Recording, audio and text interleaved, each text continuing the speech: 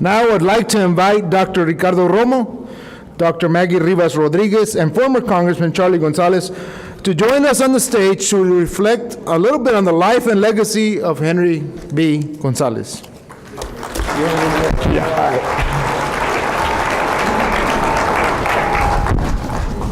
We called it the middle seat, not the hot seat. First of all, let me welcome everybody here. On behalf of La Prensa, I'm a proud member of the editorial board, and what they've done today is truly amazing. In the spirit of full disclosure, I met your dad in 1958 when I was a teeny little boy. My father was a precinct chairman of Prospect Hill, and we passed out flyers that said, Gonzalez for governor.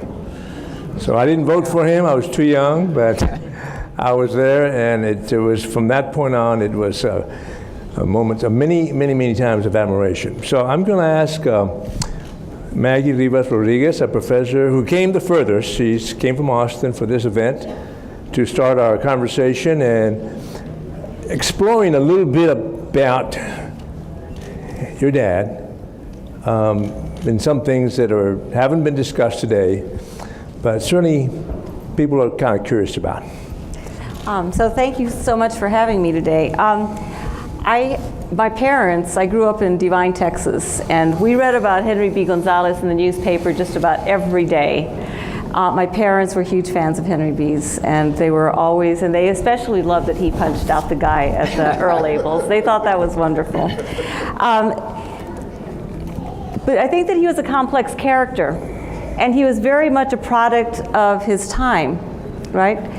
Because he was of the World War II generation, and that generation of Mexican Americans had a different take on our place, Mexican Americans' place. And so I noticed on here it says, I am an American without prefix, suffix, apology, or any kind of modification. And I believe that means he did not want to be called a Mexican American, he only wanted to be called an American. I think part of this is the context of the times, and I think it's really important for us to understand that this was not something that was just Henry B. Gonzalez. This was a lot of people of that generation, because there were forces happening in society, and this would have been in the 1960s, 1970s. Can you kind of give us an idea of what that context would have been and what you recall of how he felt about this? You know, first of all, I think you're absolutely right. Dad thought of himself as just a very basic, simple man, and he was probably the most complex, simple man you could ever meet, because there was so much going on in his mind. But you know, he really was a product of a family that fled Mexico with the intention of going back, but he was born here. And when that school teacher told him that he was an American, and he went back home and told everybody at the dinner table that, you know, I'm an American. And you may have heard the story, and I'll just tell it real quick. And so they said, his cousins from Mexico were visiting and said, no, you're not, you're a Mexican. And of course, his parents, intending to go back to Mexico, didn't protest. And so my dad said, no.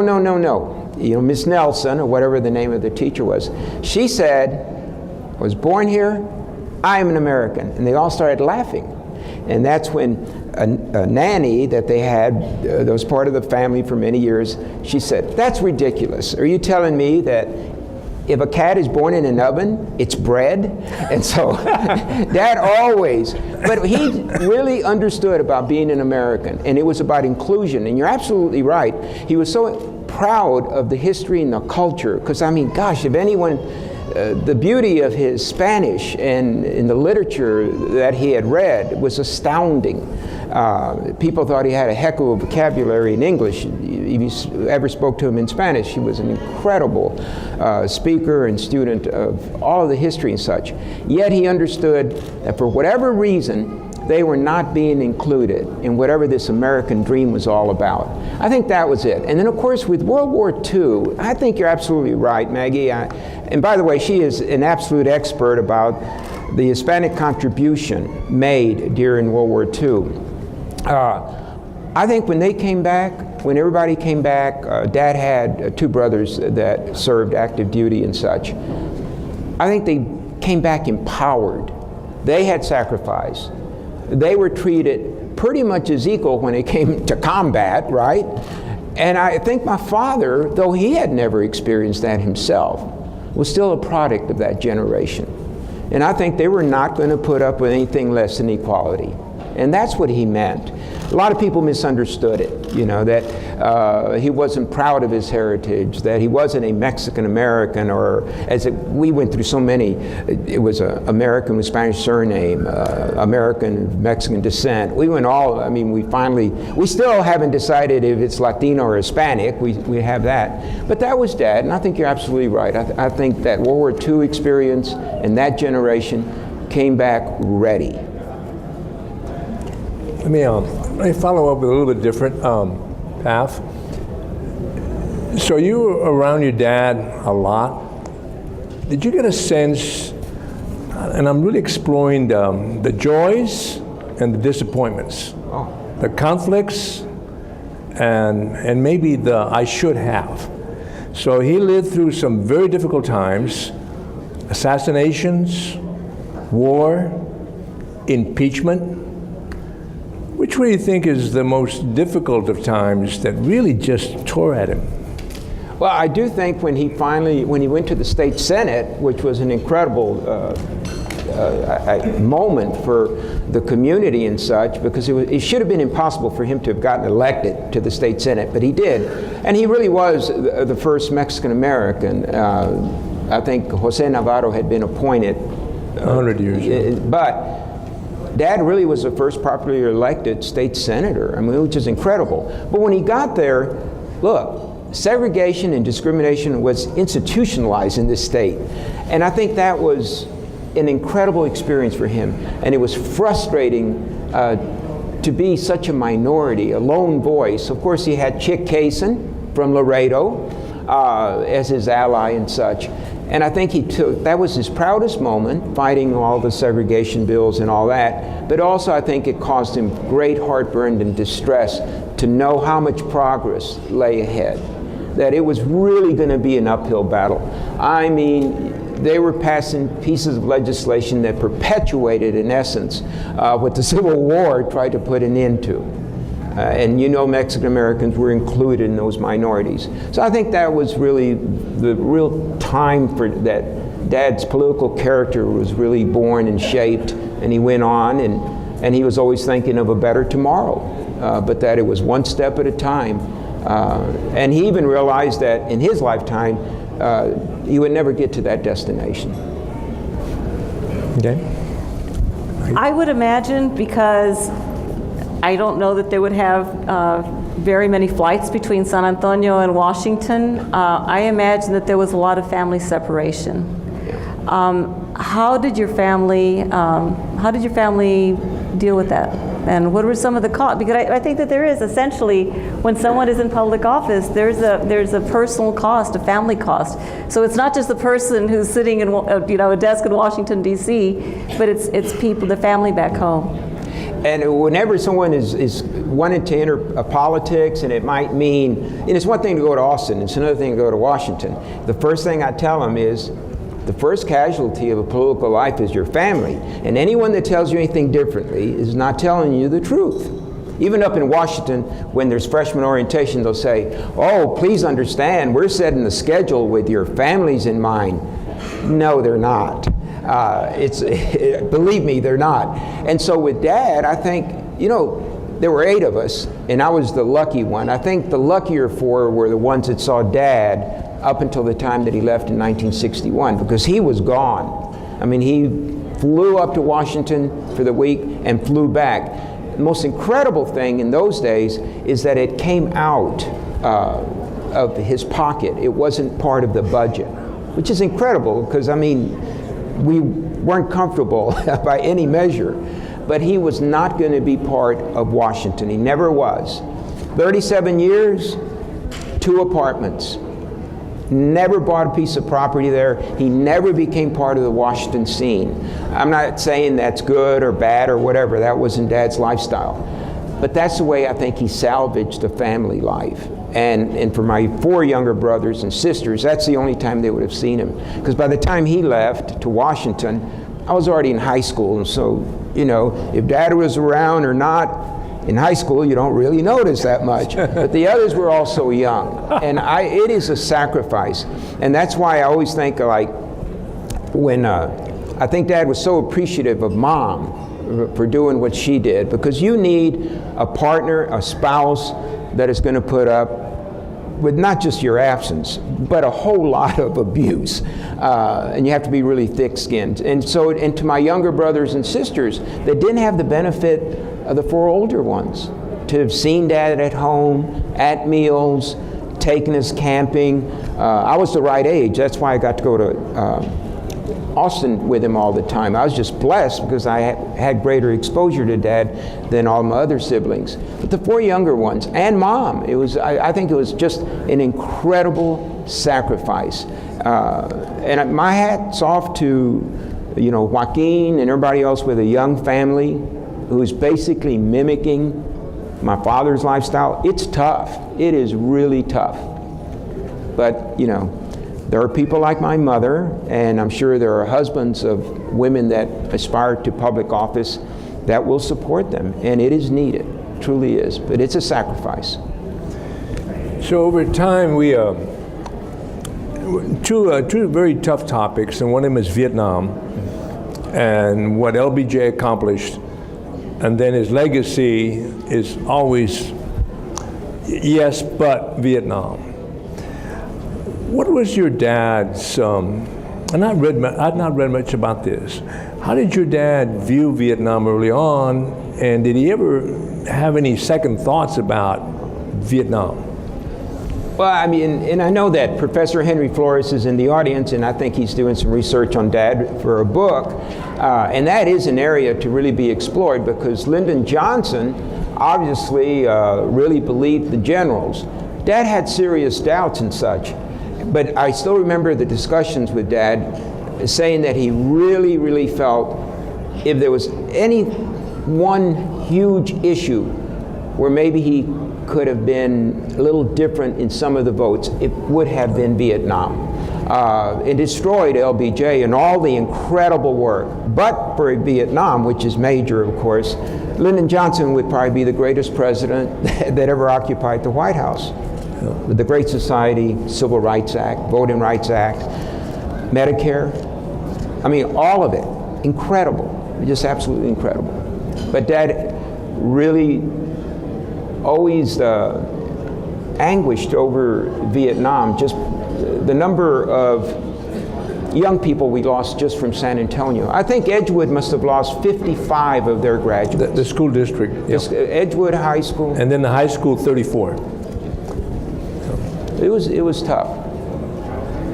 So what do you think people don't understand about your dad that maybe this is a time to kind of set it straight? You know, he just had this internal compass about right or wrong, justice and injustice. And he wasn't too crazy about having a needle somewhere in the middle, you know? And so people would say that he was intractable, you know, unreasonable and such. No, he just really believed you had to go all out in order to achieve that kind of balance and justice and such, and that there's sometimes you couldn't compromise, you don't compromise principle. Dad was a good negotiator, and don't get me wrong, and he was a good chairman of the banking committee because he gave everybody a voice, Republicans or Democrats, but he had a direction. And I think Commissioner Calvert alluded to the National Affordable Housing Act, the Cranston-Gonzalez bill, which was incredible. I mean, the Community Reinvestment Act, which imposed all sorts of conditions on banks to go to underserved communities. A lot of people just thought that that was really arbitrary, putting all these conditions. It wasn't respecting market forces. Dad believed that market forces sometimes led you to very discriminatory behavior. And that's why he fought so hard. He just believed so strongly about things. And I know that people, and there were some folks that, you know, when I went to Washington, they would say, gee, you'll meet with us? Your dad wouldn't even meet with us. And I'd go, well, I'll tell you why, you know.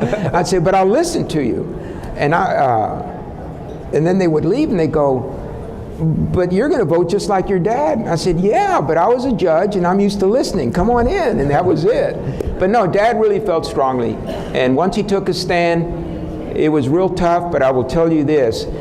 He took that stand after he really researched things, and he figured the best way of getting from A to B usually was a straight line, you know. I think that was misinterpreted about Dad. I mean, you know, yes, he did punch somebody at Earl Abel's, which was really bad. I don't know. No, I mean, it was kind of hard, right? Because I was a county court of law judge, and those were the kind of cases that we handled. And so everybody was asking me if I was going to try my father's case, you know. And then I thought to myself, that would be fun, you know. But it did not work out that way. Let me move on to banking. So he was on the banking committee, and in the late 80s, every bank got wiped out with the exception of Frost Bank. And I talked to Tom Frost about this. He said it was the most horrible time of his entire career. Now, what is your sense? What were the lessons? Did your dad apply some good lessons to what happened with the savings and loans and the banks and so forth for future? And what were those lessons?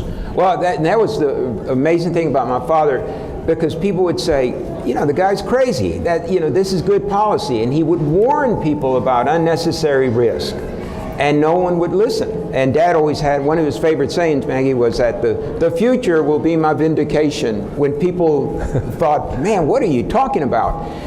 But if you ever read his speeches on the floor or in committee, he basically was telling you that we were heading to a meltdown. And he was right on the savings and loan debacle. He was right about risky bank practices because it was obvious to him. He was really a brilliant man, and I know that it was already alluded to that he did not have an expertise in finance. What would this San Antonio guy know about Wall Street?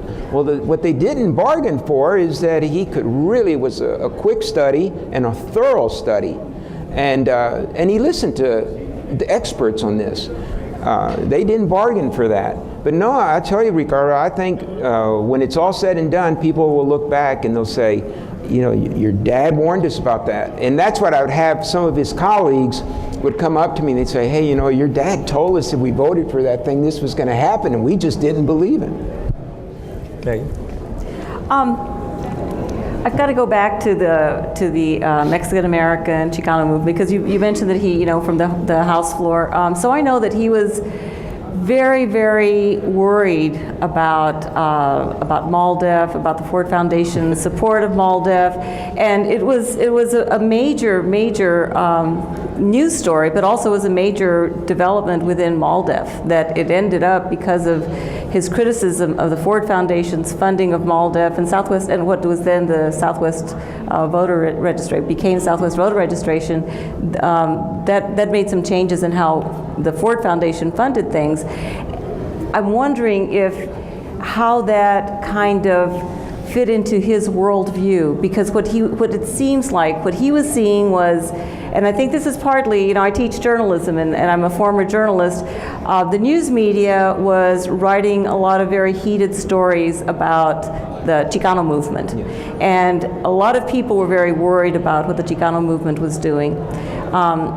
How does this fit into his worldview, and do you think that he ever altered his understanding or his opinion about what was going on? You know, I don't think they ever did. And to those that were around at that time, again, I mean, Dad was not a flawless man and everything else, and he could be stubborn.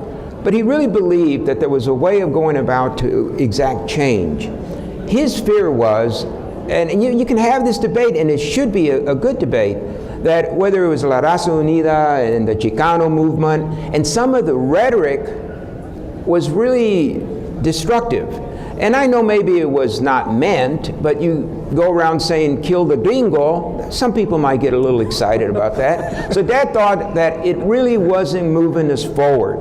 You got to remember, the mantra of, you know, you don't achieve equality by separating yourself. And I think he viewed the movement as almost a separatist movement. And that was it. It was really that simple. Was there politics involved in such? Well, yeah, you know, I mean, you have followers, you have individuals that support you and such, and all that played into it and all. But deep down, I think he just had a fundamental difference of how they were going about, and really believed that they were setting some progress back and playing into the hands that would love to keep you separated, never to include you. And that's why I've always quoted that. I said, you know, how do you achieve equality by being on the outside? And it doesn't make sense. I think that's kind of the larger issue, is change from within or change from without. Like, what is going to be the most effective way of creating equality? Is it from people outside trying to criticize the mainstream, the structure? Well, you know, that's what's strange, Maggie, because I know that part of Dad believed in the disruptors. You know, part of it. And because he was that at one point in his career, right? Just by running against the establishment, he was a disruptor and such. Right. And he was real concerned about the rhetoric and all those things. But deep down, he knew that it was a long game. You know, a step forward, one step at a time, then all of a sudden 10 steps, but never go backwards. And I think that's what he was concerned about. I do believe that deep down, as much as Dad, he was flamboyant and fiery and all those things, that lasting change was evolutionary and not necessarily revolutionary. And history sort of bears out a lot of that, where you do have revolution, for instance, and then all of a sudden those that lead a revolution aren't really prepared to govern. I mean, that just goes over and over in history. And I think Dad really understood. We will be part of the government, we will be part of the society, we'll be part of business. We are going to be agents of change, and some of it will not be as fast, but it will be permanent. And I think he's actually was right. I mean, it's hard, and when you're younger, patience is tough. And I mean, you want change tomorrow, and that's a very difficult thing to achieve. And is it going to be lasting? I think that was Dad's philosophy. So some folks in Washington, and maybe his friends, refer to him as Don Quixote. And you may have heard that. What in particular do you think that he went after that were the windmills? And I'm thinking, was it the assassination committee that he was on and then quit, or other things?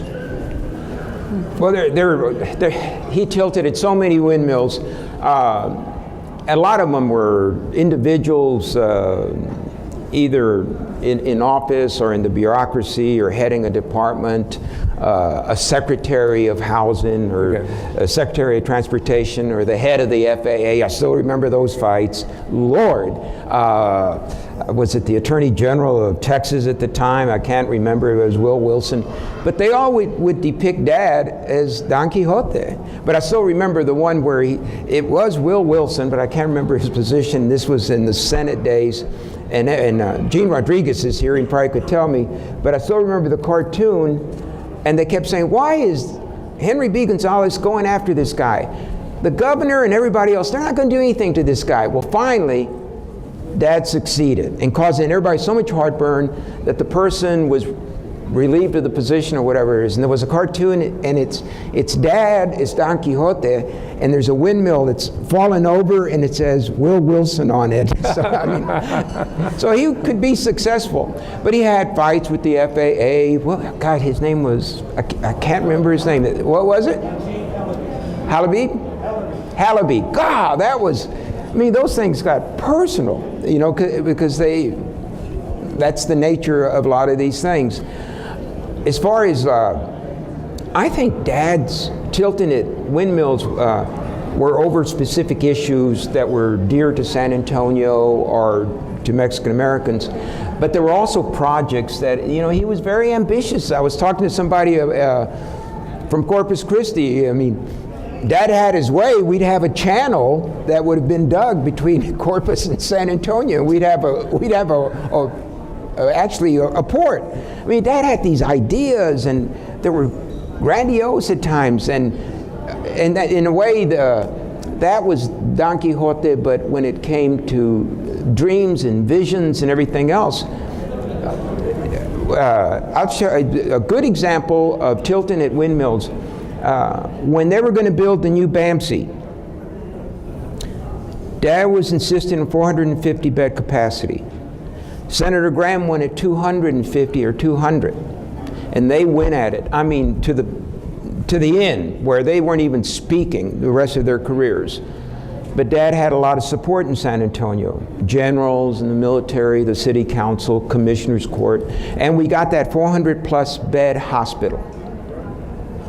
There's no way they should have gotten it, but they got it, which formed the basis years later for us to get how many billions invested.